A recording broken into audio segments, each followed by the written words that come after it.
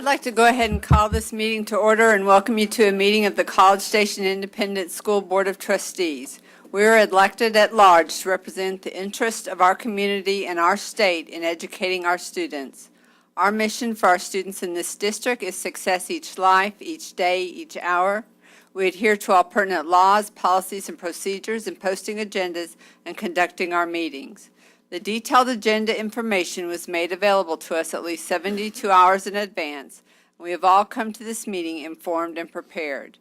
We have just completed a workshop meeting where we heard reports and discussed much of the information needed to make decisions in either this meeting or in upcoming meetings. This is a meeting of the 7 trustees in a public setting rather than a public meeting. As such, public comment is included on the agenda at a specific time and requires us to listen rather than take action so as to abide by the Open Meetings Act. We are pleased that you've taken this time this evening to join us. We're very proud of this school district, and we thank you for your interest and support of our students. Dr. Ely. Thank you, Dr. Yokin. We will begin this evening, as we do every board meeting, with the pledges of allegiance to the American flag, Texas flag, and a moment of silence. It's June, so most of our 13,000 students are gone other places, but we do have a number of students who are involved in several summer programs. One of those is in Elementary Enrichment Summer School. And here to introduce the kiddos who will take us through the pledges is Melanie Marshall. She is our Elementary Enrichment Summer School principal. Melanie? Good evening. We have Sebastian and Luciana Jimenez and Dayun and William.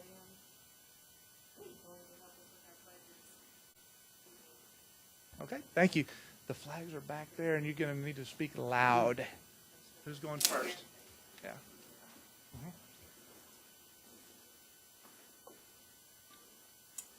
Yeah, I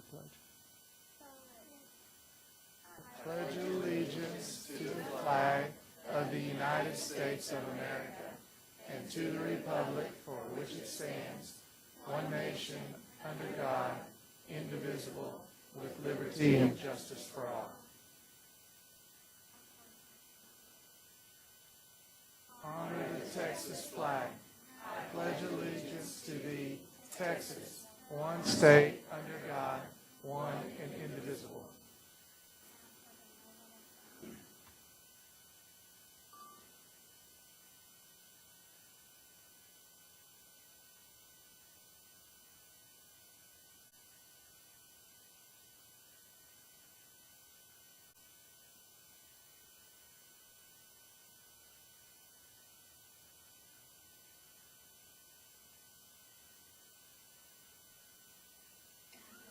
Thank you.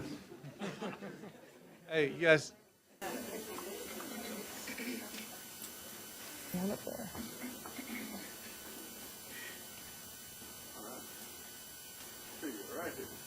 Smile.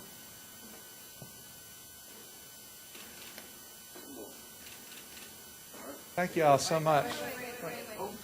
Oh, Mom's got to get one.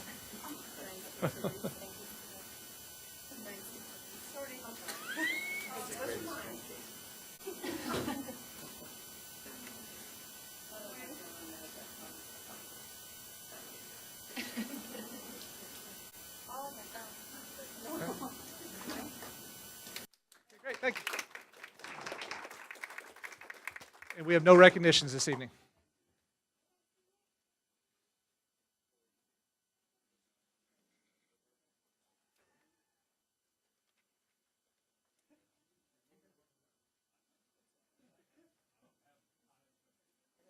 While we're getting settled, I'd like to go ahead and recognize the artwork that's provided by the Enrichment Summer School. As you can see, even during the summer, that we've got students that are getting an opportunity to fine-tune on their talents. We'll move to item D, consent agenda. The things that are on consent are E2, G, J2, pardon me, I missed H2, J2, J3, J4, J5, J6, J7, J8, J9, J10, J11, J12, J13, J14, J15, and J16. Does anybody have anything they'd like to pull off the consent agenda? I move approval of the consent agenda as presented. Have a Second. motion Second. and a second. Any discussion? All those in favor of approving the consent agenda as presented, say aye. Aye. All those opposed? Motion carries 6-0. We'll move on to board reports. Does anybody on the board have anything they'd like to share with the other members? I attended the Intergovernmental Relations Committee meeting last week, and it was a very good overview of the Texas A&M Master Plan in regards to traffic flow, pedestrian flow, and I think it was, I was very impressed with the amount of proposed pedestrian transportation type ways around campus, but it was very detailed and very impressive. Anybody else? It's kind of a quiet time of year, so. Dr. Ely, do you have a superintendent's report? Yes, sir, Dr. Yoka. Members of the board usually talk about upcoming, what did I say? Yes, sir. Did I say that? It's taped, honey. Yeah, it's great. And it's the night that my evaluation's on the agenda, so. Madam President, members of the board, I usually have an upcoming events section. Right now, not a lot of upcoming events here since we're in June. Hopefully, it's upcoming for a large part of our faculty, staff, and students and families to get some well-deserved time off for rest and relaxation and getting geared up for the 2016-17 school year. I did want to visit, though, a little bit about some of the things that have been happening around the state related to state-mandated testing and the issues that we have seen in various districts. Because over the past several weeks, we've had stories come out, maybe one or two a week, about what has been happening with our tests, deadlines being moved, with tests being lost, and so on and so forth. I just kind of want to encapsulate that a little bit and put it in a little historical perspective, if you would allow me a little bit of latitude to talk about that. It really started this year with the new educational testing service became the new state testing contractor. Louisville ISD was one of those districts that did a large-scale EOC, or end-of-course exam testing, in December. What they found out was when they sent their results back into the testing contractor, when they got those results back, they found a number of them were just wrong. They had AP students who were getting zeros on their short answer questions. And they said, this can't be right. They paid for 162 to get rescored. They found out that about 1 in 5 was an error. And so they spent another $50,000 to have many more of their results rescored, and they found a number of errors. Again, that was in the December administration. Fast forward to March, when we had our first full-scale administration on March the 29th. That's when we had some online testing. Online testing glitches district-wide, including in College Station ISD, caused the invalidation of 14,220 tests. Because either students were not able to be logged on, they were not able to send their results in on the computer, or their answers just vanished. Moving forward from that, into May, we were promised information for our 5th and 8th grade students who had taken the second administration of the 5th and 8th grade reading and math test. 5th and 8th grade are important in the state of Texas because to be able to move on to subsequent grade levels, you have to pass your assessments in reading and math in 5th grade and in 8th grade. Well, we did not receive those results by May the 31st. The deadline was extended until June the 15th, and at that point, not all of the districts in the state had received their results as well. So the commissioner was forced to strike the third administration of 5th and 8th grade reading and math tests as a component of the Student Success Initiative, leaving the decision for those students as to whether they move on to the next grade up to the local school districts. We had kids all over the state who were prepared and involved in summer programs to get ready for those exams, including students in College Station ISD. Now, our students continue to take part of the program, but they did not test. Those tests would have been today and tomorrow. We've had a district in Central Texas who was notified by the testing contractor that all of their results were lost by the testing contractor, which could have affected up to 3,800 students. However, evidently they were found, but we still don't have results. We don't have results that date. Tonight we should be sharing with you our preliminary results for STAR, TELPAST, and of course exams, but we don't have those results. The third now deadline has been moved to July the 5th. So we're hopeful to be able to have those and be able to share those with you when we at the July regular scheduled meeting. But a number of things have happened. There's been a call from 30 or 40 superintendents from the Houston area for the commissioner to throw the test out. There was a call from the Texas Association of School Administrators to not have any test account for accountability this year. There has been a call for a citizens group, Texans Advocating for Meaningful Student Assessment, to have a complete moratorium on state mandated testing.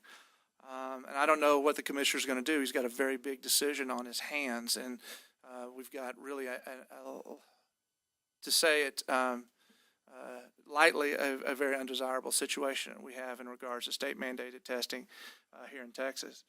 To put the picture in the frame a little bit, though, we've been having kind of a moving target since 2012 when STAR came along. You may recall that in 2012, that was the first year of the STAR test. It was also the first full year of end-of-course exams. At that time, students to graduate had to pass 15 end-of-course exams. More than that, 15% of their end-of-course grade was supposed to count for their locally assigned grade in their course. And they were supposed to have a minimum score for all the tests in the particular subject area. For example, they had to have a cumulative minimum score in English 1, English 2, and English 3 to be able to graduate. So that's how we started off our foray into STAR and to the end-of-course exams. 2013 came, and those 15 tests became 5. But we had to totally redesign the English 1 and English 2 because they combined the reading and math together. So those were another redesigned test. In 2014, as we started to go through, we had a change in the Texas Essential Knowledge and Skills in mathematics. And so, I'm sorry, that was for the 14-15 school year. For last school year, we had accountability ratings that did not include math because we had new standards and math was not used in the accountability rating. As you can see, the targets move it 15 tests to 5 tests. We now are on our third version of a phase-in standard for the passing rates. When we started in 2012, they were supposed to phase in the passing standards in the 11-12 school year and the 12-13 school year. The next year they changed that. They extended the phase-in through the 13-14 school year. In 2014, they extended the phase-in passing of the standards through the 2021-2022 school year. I spent this time this evening talking about this just to impress upon the board and the members of the community that are here with us just how difficult of a proposition it is for state mandated testing for a state as large as Texas that has 1,030 districts, 5.2 million students. The problems that we run in with, whether it be through Pearson, our previous contractor, or our current testing contractor, and the continued movement, if you will, in regards to both the assessments and the accountability system that hinges upon the state mandated assessments. So thank you for the latitude to talk a little bit about what's going on this summer. We will anticipate receiving our all of our results for preliminary results in July, and hopefully be able to share that with you in July. Regardless, as it stands right now, we have accountability ratings that will be calculated and will be revealed or announced to the state in early August, based on these tests that we were talking about right now. So, thank you for the latitude to talk about that, and thank you. That ends my report. Thank you. We'll move on to item F, hearing of citizens. Ms. Horn, is this the only card that we have?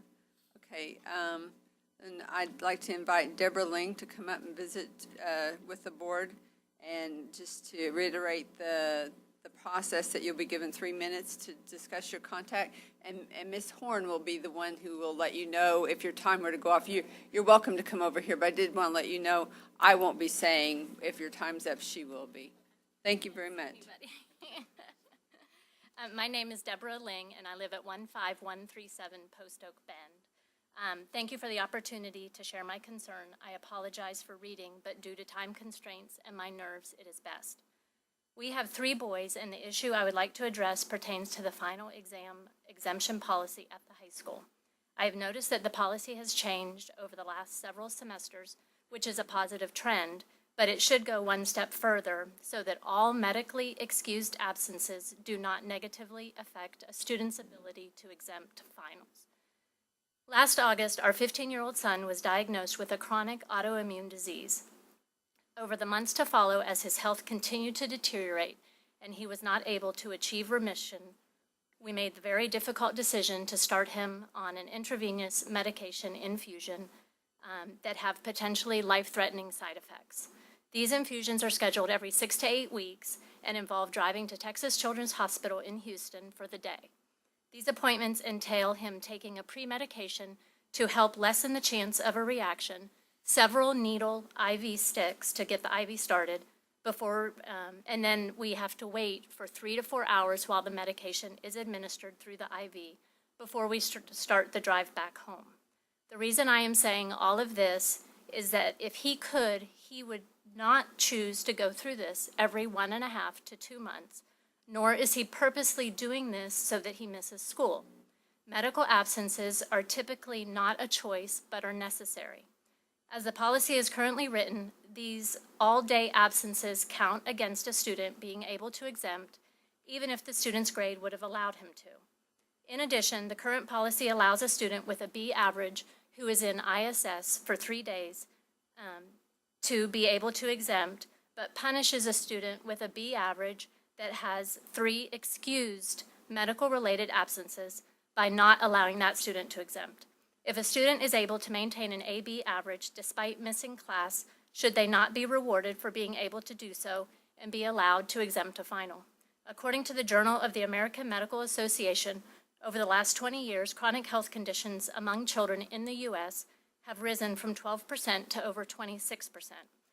Unfortunately, in the Bryan-College Station area, pediatric specialists are very few to none.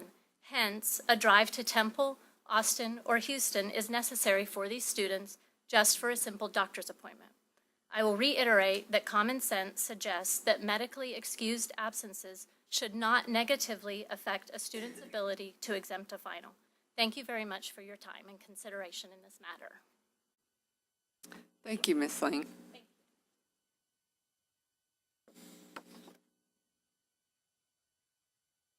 We'll move on to H1, consideration, discussion, and possible action related to CSISD principal evaluation process. Dr. Ely. Thank you, Dr. Yokin, members of the board. Appreciate the opportunity to speak a little bit about the principal evaluation process. You will recall that Ms. Kovacs and I spoke with you last month at the board workshop about our options with principal evaluation here in the state of Texas. It has been our intent to go and develop our own evaluation instrument. And we have been working on that for the last couple of months, and we presented a little bit of that information to you, as we said last month. With that information as a backdrop, Kelly Kovacs, Director of Instruction and Leadership Development, is going to talk a little bit about the system that we propose, show a little bit of the forms that will be used, and perhaps, and then we'll be asking for your approval. This also went through the District-wide Educational Improvement Council, who gave their blessing to it earlier this month. Mrs. Kovacs. Right. So as Dr. Ely said, we talked to you just a little bit last month about how we were going to go about evaluating principals. And as we talked to you last month, we also mentioned that the state has a new system for principal evaluation known as I'm going to say it correctly, Texas Principal Evaluation and Support System, also known as TPES, which is the Commissioner-recommended principal evaluation system for the state of Texas. We do have the option through legislation to create our own principal evaluation system. And after spending some time evaluating what is required through the TPES evaluation system, we decided that it would be a better option for CSISD to create our own. However, what we did do is take some key pieces from that TPES document and use those in our evaluation system as well. Specifically, we looked at some of the targeted goal setting, intentional discussions between the principal and their evaluator, and ongoing feedback towards those goals, which are key pieces of the TPES document as well. As required by TEA, the College Station ISD principal evaluation system does have to be discussed and approved by DEIC, which it was unanimously last week. I don't have the forms pulled up here for you to see, but they are linked to the board agenda, and you've had access to those. I'd be glad to answer any questions, though, that you may have about those at this time. Does anybody have any questions or concerns they'd like to address to Ms. Kovacs? Do we have a motion? I make a motion that we approve the CSISD developed principal evaluation system as presented. I'd like to second that. Any discussion? All those in favor of approving the motion as presented, say aye. Aye. Aye. All those opposed? Motion carries 6-0. Thank you, Ms. Kovacs. We'll move to item H2, consideration, discussion, possible action related to the shared service agreement with Region. That's on.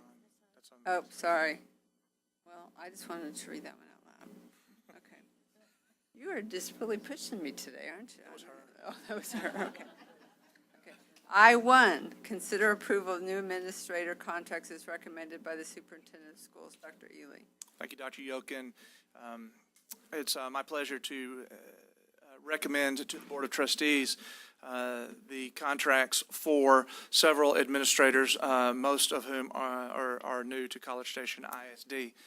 Through our work in the budget development process, we've been able to add a coordinator of science position at the central office level to go with our coordinator of English language arts instruction and mathematics instruction.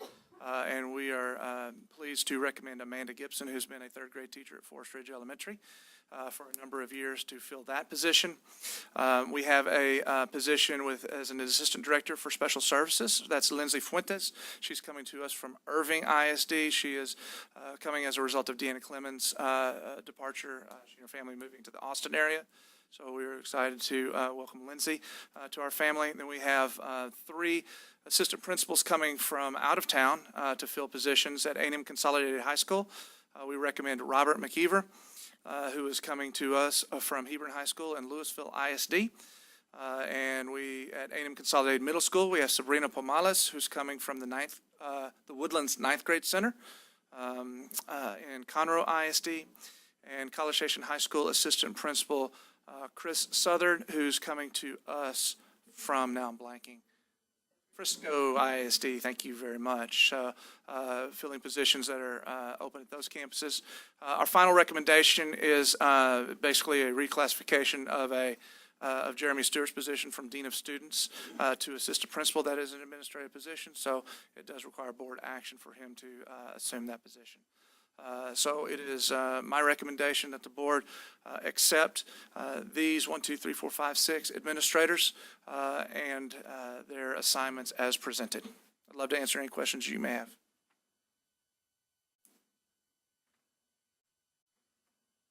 I make the motion that we approve the recommendations from the superintendent of schools to hire these administrators for the 2016-17 year as presented. I'll second. Any discussion? All those in favor of the motion as presented, say aye. Aye. All those opposed? Motion carries 6-0. We'll move on to I2, consideration, discussion, and possible action related to employee salaries for 2016-17 school year. Dr. Ely. Thank you, Dr. Yokin. As we are knee-deep in the middle of budget construction for the 16-17 school year, we had a long discussion at our workshop at the 5:30 meeting about the progress that we have made in the 16-17 budget development.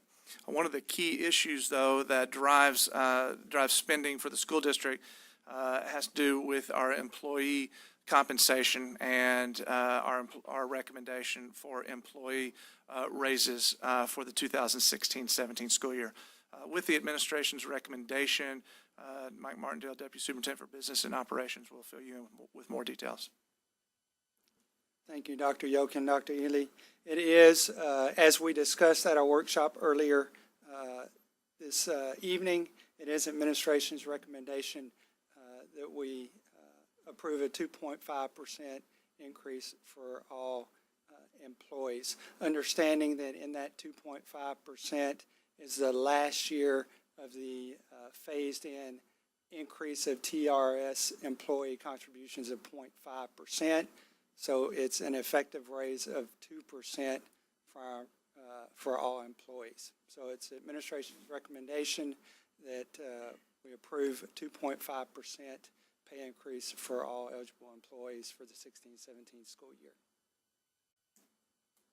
Thank you. Any discussion? So I am so excited that we've finally gotten to the point, as Ms. Barrett mentioned at our workshop, that we have a budget that is not so dreary as some of the ones we've had in the past. And I think it's only appropriate that we take this opportunity to utilize the funds that we are going to see to show those that are employees of the school district that we do appreciate the hard work that they've done in the past. We realize in the past perhaps we haven't been able to show that financially, but this is an opportunity to do better than we have in the past years, and so I'm glad that we're at that position. Any other comments? I make the motion that we approve the 2.5% salary increase for current eligible employees as presented. Any discussion? All those in favor of the motion as presented say aye. Aye. All those opposed? So the motion carries 6-0. We'll move on to item I3, consideration, discussion, and possible action of teacher, administrators, paraprofessional, classified employee salary, hire, and schedules for the 2016-17 school year. Dr. Ely? Thank you, Dr. Yokin. With the action that was taken in item I2 and setting of the 2.5% increase for current employees now, it allows us to be able to set our employee hiring schedules, both, all for teachers, paraprofessionals, classified employees, and including our stipend schedule. You will see those linked to the agenda in item I3. It would be our recommendation. Oh, I'm sorry, Mike will have more information on that if you have any more. Sorry. As Dr. Ely was about to say, it's administration's recommendation to approve the attached hiring schedules that are reflective of a 2.25% increase from 15-16 to 16-17, as well as the attached stipend schedules for 16-17.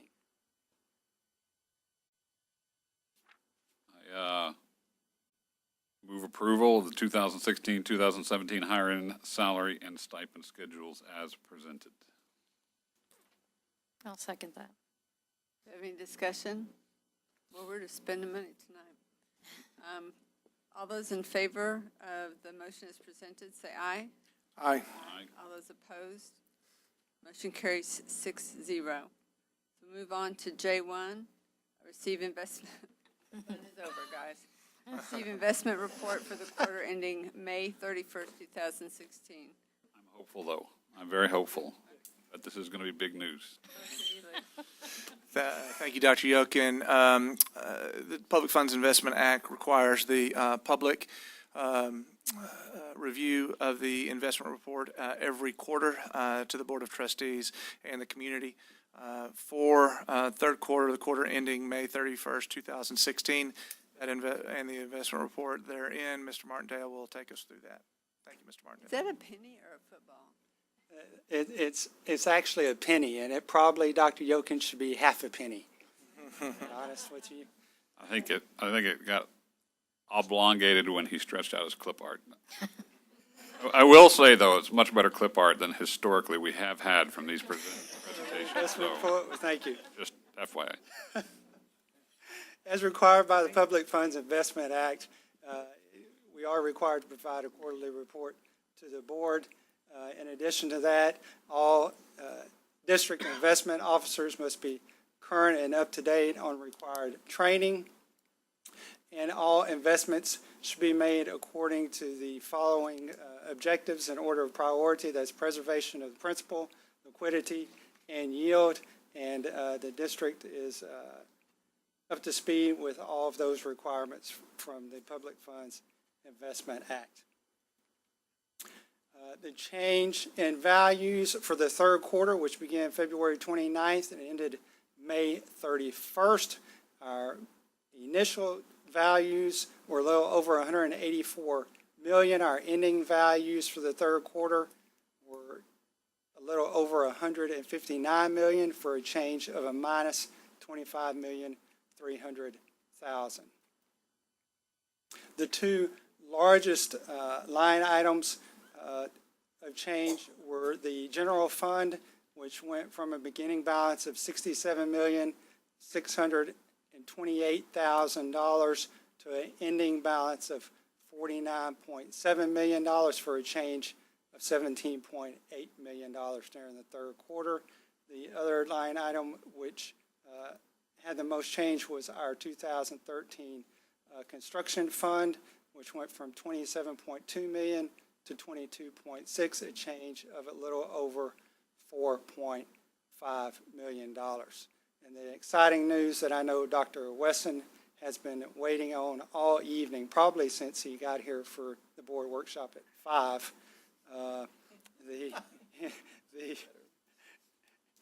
Our interest rates we're receiving at the end of the third quarter: Tex Pool at 0.34, Lone Star 0.33, BB&T holds at 0.85. Tex Pool and Lone Star at the end of the second quarter were about 0.30. So while it is a very small change, it is a change in the right direction, Dr. Wesson. The graph you see before you is just a representation of the first three quarters and each of those entities and the interest rates they've been yielding: BB&T, Lone Star, and Tex Pool. I'll be happy, Dr. Yokin, board members, to answer any questions. A reminder, this is not an action item, just a report item. You're going to have to I will say include a whole lot more clip art to make that look pretty. Again, I've never seen tried to stretch. 1% more stretched out in a PowerPoint slide. That is 1%. That's what I'm talking about, though. I mean, that's like just amazingly well done. Thank you. Just think what another percent's going to do. Exactly. Any other comments? Dr. Yokin, if I would like to point out, as you saw the reductions in the amounts that are in those accounts, it's important to point out that we have received almost all of our property taxes for the year. This is for the time after property taxes have been received, and so now we're going down and paying in payroll and other costs. So that's why we're seeing those drawn down in the way that they were.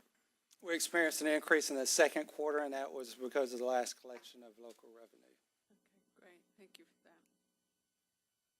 All right, well, we'll move on to L1, executive session, where the board will meet in executive session to conduct a closed meeting and deliberate the purchase, exchange, lease, or value of real property, because the deliberation in an open meeting would have a detrimental effect on the position of the district and negotiations with a third party.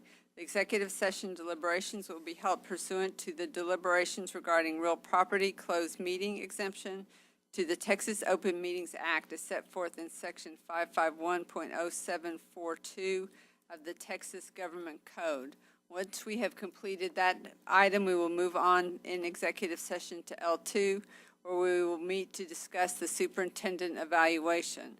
The executive session deliberations will be held pursuant to the personnel matters closed meeting exception to the Texas Open Meetings Act as set forth in Section 551.074 of the Texas Government Code. Once we have completed that, we will come back and see if anybody's left from an open session. I wouldn't suggest you stay. So thank you so much for attending.